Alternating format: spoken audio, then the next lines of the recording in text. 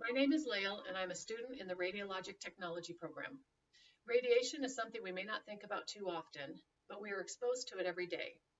Background radiation comes from a lot of different sources. There are uranium, radium, and other radioactive elements that are in the earth, cosmic radiation from the sun and the stars, and there are even radioactive substances in our air, drinking water, and food.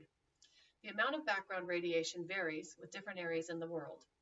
For instance, people who live at higher altitudes, such as Denver, Colorado, get more cosmic radiation than sea level areas, and some places have more radioactive material in their soil or water.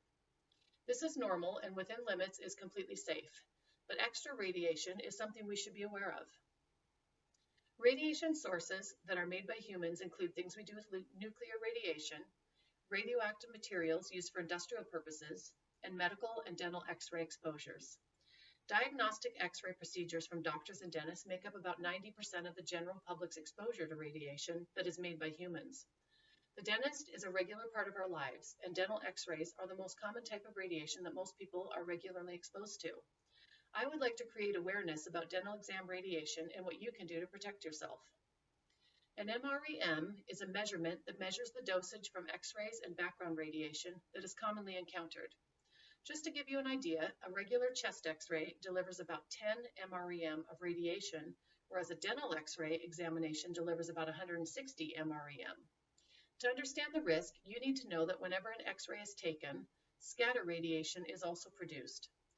The primary beam of radiation interacts with matter, and some beams bounce off in their own direction. It occurs anytime the useful beam of radiation intercepts an object, such as the patient, causing some of the X-rays to scatter. This scatter radiation is what you should be protected from whenever possible. Children are especially sensitive to radiation, including the unborn fetus.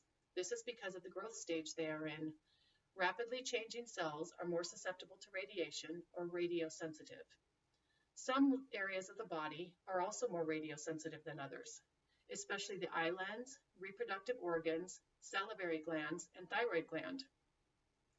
The thyroid gland is an endocrine gland located in your neck that helps with almost every metabolic process of our bodies, and it is extremely sensitive to the negative effects of radiation.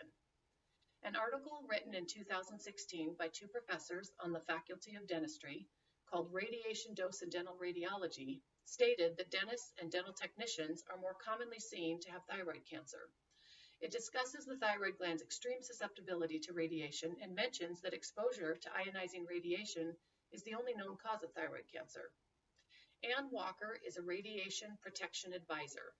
Her job is to test dentist offices and their equipment for radiation safety when she is asked to.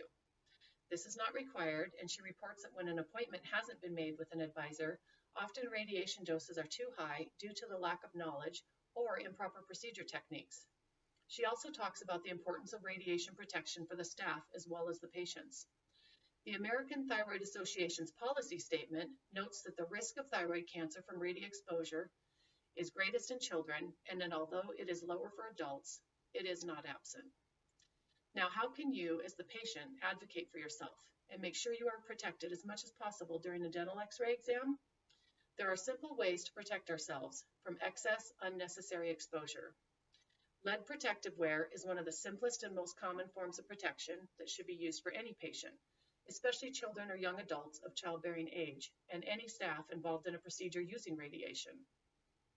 So first of all, you should always insist on a thyroid radiation protection shield. You can just ask for a thyroid protector. Although more commonly used in pediatric dentist offices, all dentists have them around. So even though it may not be standard practice at your dentist's office to use them, you can ask for one. It's just a little strip of lead that easily goes around your neck and offers big protection. They should always give you a lead apron, and usually this would be provided.